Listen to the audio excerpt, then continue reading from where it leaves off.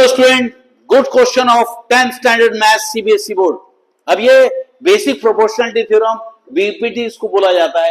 एक ट्राइंगल है A B C, एक ट्राइंगल है। ओके, अब हम लोगों को बोलते हैं कि एक लाइन अगर दो साइड को काट लेती है तो इसका इसके साथ रेशियो, इसका इसके साथ रेशियो, यानी A D upon D B, A E upon E C बराबर होंगे। लेकिन ये तभी बराबर हो सकते हैं जब ये लाइन इस लाइन के पैरेलल हो। तो इसलिए हम लोग क्या करना पड़ता है, यहाँ पे एक बेसिक फंडामेंटल लगाना पड़ता है। राइट एंगल ट्राइंगल का एरिया निकालते हैं half into base into height, ये फंडा लगा के चलना पड़ता है। अब देखो, एक अगर मान लो ये ऑब्ट्यूज एंगल ट्राइंगल है, इसका एरिया कैसे निकलेगा? अब यहाँ पे परपेंडिकुलर तो दिख नहीं रहा अपन हो गई, तो हम इसको पीछे खींच के ले आते हैं। तो जब ये परपेंडिकुलर ड्रॉन करते हैं तो ये लेते हैं एडी, लेकिन ये डिस्टेंस नहीं लेते, आपको सिर्फ यहां से यहां तक का डिस्टेंस लेना पड़ता है। तो ये हो गया हाफ इंटू बेस, बेस क्या हो जाएगा बीसी, हाइट क्या हो जाएगा एडी। इसी तरह से अगर ये ट्राइंगल होता तो एडी हाइट हो जाता और बेस क्या हो जाता बीसी। ये है एक्यूट एंगल ट्राइंगल और ये है ऑब्ट्यूज एंगल ट्राइंगल। और दूसरा फंडा ये लगाना है कि एक ही बेस में दो ट्राइंगल अगर बन जाते हैं, एक ही बेस है और ये दो ट्राइंगल बन जाते हैं, तो ये दोनों ट्राइंगल यानी डी ई बी और डी सी बी, ये दोनों ट्राइंगल के एरिया बराबर है। बस ये फंडे पे अपन को करना है। दूसरी बात, आपका इसके साथ रेशियो बराबर कैसे आता है? जैसे 2/5 जो होता है वो 10/25 के बराबर होता है, क्योंकि 2 5 या 10 और 5 5 या 25। इसको काटोगे तो वापस आंसर वही आ जाएगा। तो इस तरह से जो ये रेशियो है वो बराबर है, ऐसा प्रूफ करना है। तो हम लोग क्या करते हैं, इसके अंदर कुछ कंस्ट्रक्शन करते हैं। एक परपेंडिकुलर ड्रॉन कर देते हैं और एक और परपेंडिकुलर ड्रॉन कर देते हैं। परपेंडिकुलर ड्रॉन करने से क्या फायदा होता है कि ये बड़े ट्राइंगल का एरिया क्या निकलेगा, area of this triangle is equal to half into base into height, half into base into height. तो एक ट्राइंगल ये लिया, ये हो गया बेस इंटू हाइट और ये हो गया बेस इंटू हाइट।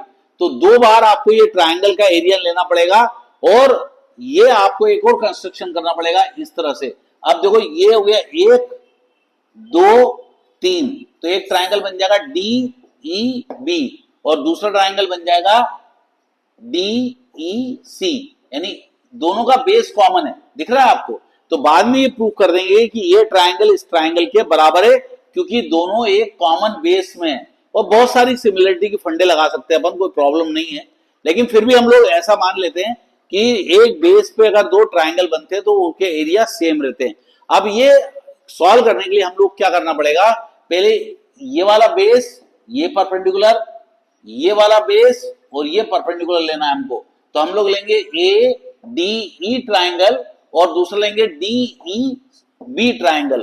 तो बी डी ई ट्राइंगल लेंगे हाफ इंटू बेस, बेस क्या हो जाएगा ये और हाइट क्या हो जाएगी ये पुट कर देंगे। उसी तरह से जब दूसरा ट्राइंगल लेंगे ए डी ई वाला, तो ए डी ई ट्राइंगल लेंगे तो ये हो जाएगा बेस ए डी और परपेंडिकुलर हो जाएगा ये। आई समझे? पुट कर दोगे तो एक इक्वेशन ये निकल आएगी, एक इक्वेशन ये निकल आएगी और ये दोनों इक्वेशन को सॉल्व करोगे तो आंसर आ जाएगा A D upon D B. आ गया आपको? अच्छा, दूसरी बात, सेम चीज कट जाएगी, सेम चीज कट जाएगी, ये रह जाएगा और ये रह जाएगा। अब बाद में हम लोग क्या करेंगे, ये वाला ट्राइंगल लेंगे बड़ा वाला, फिर से ए डी ई ट्राइंगल लेंगे तो ये हो जाएगा परपेंडिकुलर और ये हो जाएगा बेस। तो आप क्या करोगे, half into base into height, half into base into height. दूसरा क्या लेंगे, डी ई और सी, तो उसमें भी हाफ इंटू बेस, बेस क्या हो जाएगा ये और हाइट क्या हो जाएगा ये। इसके लिए ये डिस्टेंस नहीं लेना पड़ता, इतना ही डिस्टेंस लेना पड़ता है, क्योंकि जो राइट एंगल, जो ऑब्ट्यूज एंगल ट्राइंगल बनता है उसका बेस ये लेना पड़ता है और हाइट ये लेनी पड़ती है। और इस तरह से आप दोनों इक्वेशन को देख लो। अब आपका क्या है, दोनों को इक्वेट कर दें। देखो, ये दोनों बराबर हैं, ये दोनों बराबर है, ये रेशियो बराबर हो जाएंगे, तो आप क्या कर सकते हो, इन दोनों इक्वेशन को इक्वेट कर सकते हो। तो हमारा ये और ये कट जाएगा, तो ए डी, ये देखो ये दोनों सेम है, कटने की जरूरत नहीं है। फिलहाल हम दोनों को सेम मान लेंगे, सेम मान लेंगे तो ये क्या हो जाएगा, ये दोनों सेम हो जाएंगे तो अपन दोनों को इक्वेट कर सकते हैं। तो आपका फॉर्मूला हो जाएगा A D upon D B is equal to A upon E C. यही आपको प्रूफ करना था।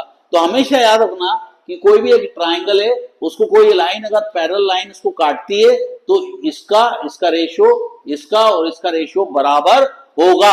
यही बेसिक प्रोपोर्शनलिटी थ्योरम है। इसके ऊपर न्यूमेरिकल्स आते हैं, कभी कभी ये डिस्टेंस दिया रहता है, ये नहीं दिया रहता, ये दिया रहता है और ये दिया रहता है, तो आपको 1 2 3 दिए रहेंगे, ये नहीं दिया रहेगा कोई, तो इसको x मान लेना, तो इसको ऊपर भेज देना, क्रॉस मल्टीप्लाई करके सॉल्व करोगे x निकल आएगा। तो बहुत अच्छा होता है बेसिक प्रोपोर्शनलिटी थ्योरम, अच्छे से रट लेना। Bye bye students.